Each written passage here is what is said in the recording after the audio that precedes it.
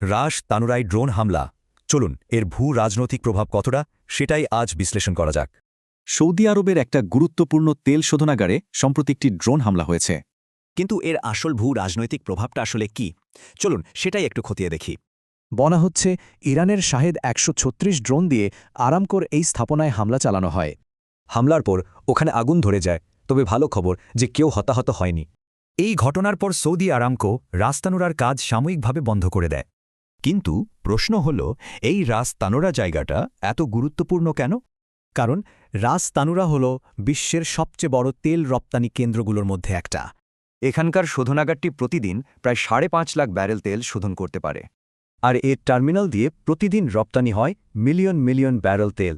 এখানে আছে বিশাল বিশাল storage tank, pipeline আর বড় ট্যাঙ্কারের জন্য বন্দর। এশিয়া, ইউরোপ আর আমেরিকার মতো দেশে তেল পাঠানোর জন্য এই কেন্দ্রটি খুবই জরুরি। তাই এ ধরনের হামলায় বিশ্ববাজারে তেলের দাম বাড়ার একটা ঝুঁকি তৈরি হয়। তবে এই হামলাটা কিন্তু কোনো বিচ্ছিন্ন ঘটনা না। এটা আসলে মধ্যপ্রাচ্যে যে উত্তেজনা বাড়ছে তারই একটা অংশ। দেখা যাচ্ছে এই অঞ্চলে সংঘাতের মাত্রা দিন দিন বেড়েই চলেছে। তাহলে কি একটা হামলা আসলেই পুরো বিশ্ব অর্থনীতিকে নাড়িয়ে দিতে পারে?